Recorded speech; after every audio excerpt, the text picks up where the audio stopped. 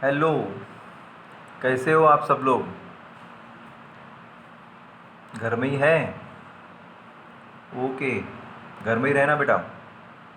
आज का अपना टॉपिक है डेवलपमेंट ऑफ मेल गमीटोफाइट। इसके पहले अपन ने पढ़े थे स्ट्रक्चर ऑफ पोलन ग्रेन, और पोलन ग्रेन का स्ट्रक्चर पढ़ने के लिए अपने को एनाटॉमी स्टडी करना पड़ा था एंथर की।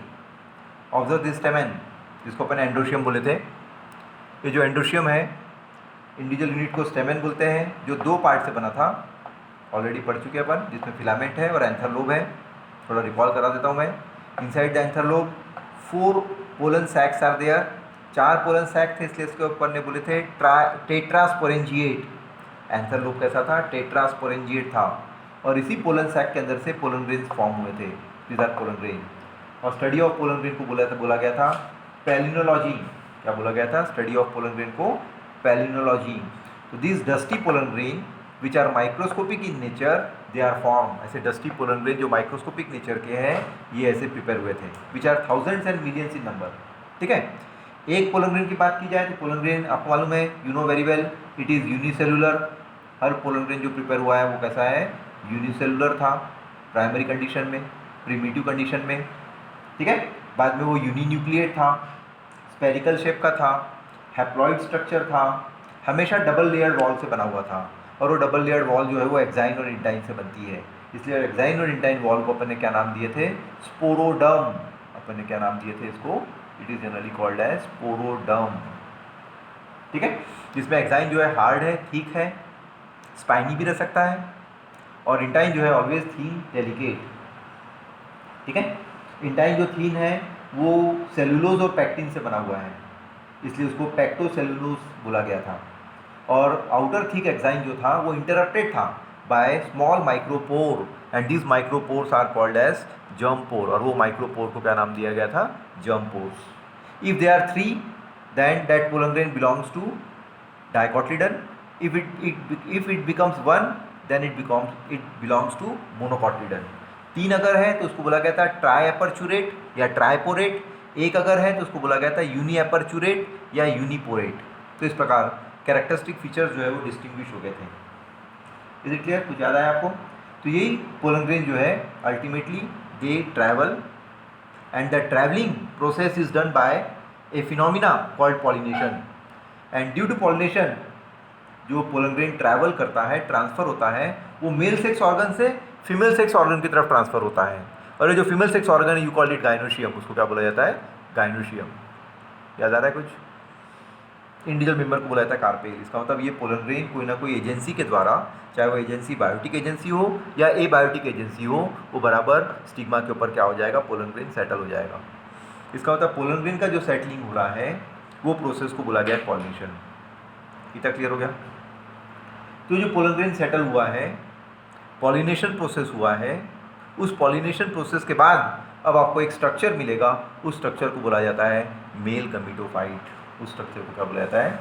Mail gametophyte. And this phenomena in which male gametophyte process occur, or you call development of male gametophyte, is now called as a biological term is here you call that biological term as microgametogenesis। क्या बोला जाता है इसको? microgametogenesis। microgametogenesis। ये देखिए MCQs में आता है ये। दो students who are interested for competitive exam, जो नीट की तैयारी कर रहे हैं, उनमें ये बायोलॉजिकल वर्ड आता है। If you follow NCERT book, again one biological word is there called microgametogenesis. एक ऐसी फिनोमिना जिसमें पोलन ग्रेन की डेवलपमेंट स्टिग्मा के ऊपर होगी, और स्टिग्मा के ऊपर जो डेवलपमेंट हो रही है वो स्टाइल और ओवरी और ओव्यूल सबका यूज़ होगा, फीमेल सेक्स ऑर्गन का।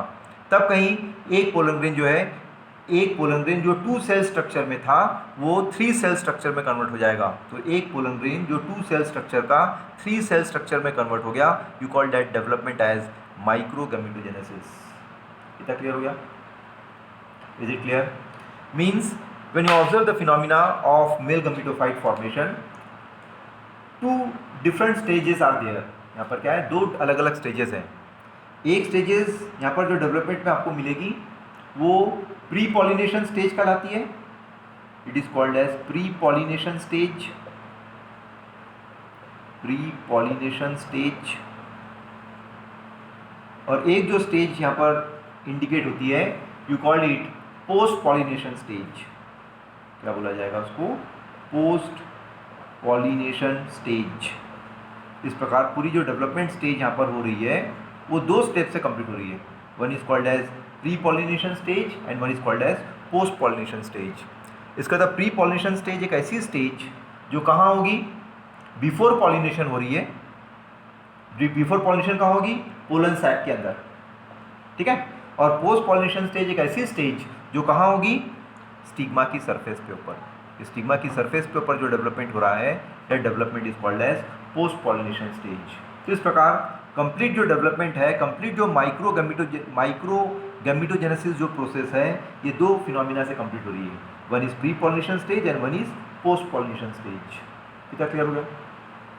अब अपन देखिए पोलन ग्रेन आ गया, एंथर ने पोलन ग्रेन को निकाल चुका है, डेहिस हो गया है एंथर वॉल, ठीक है।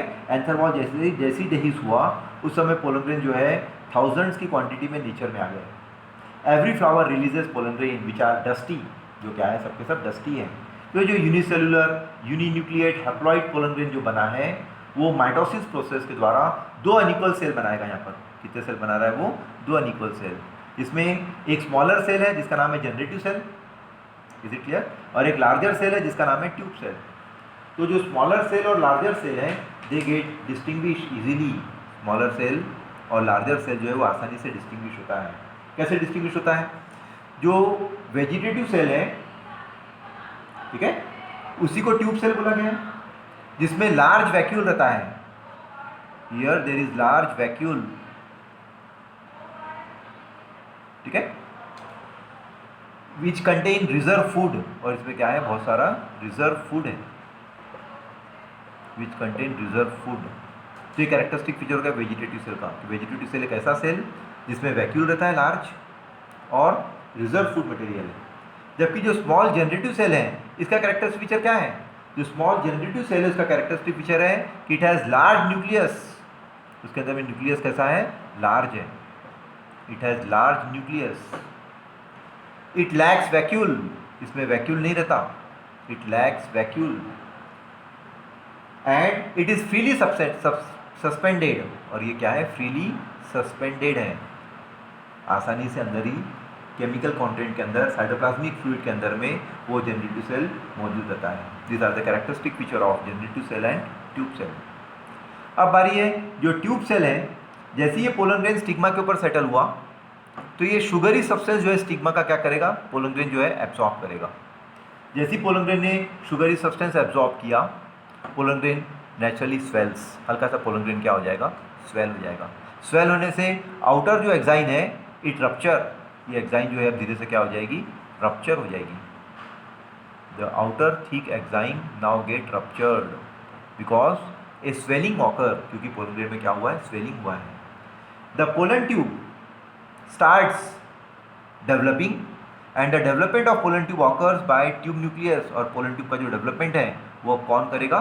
ट्यूब न्यूक्लियस करेगा। इसका मतलब जैसी एक्साइन रप्चर हुई, अंदर में जो इंटाइन थी it comes out through germ pore. वो इंटाइन कहाँ से आई है? बाहर जर्म पोर के द्वारा वो इंटाइन जो है बाहर प्रोट्रूड हो गई है।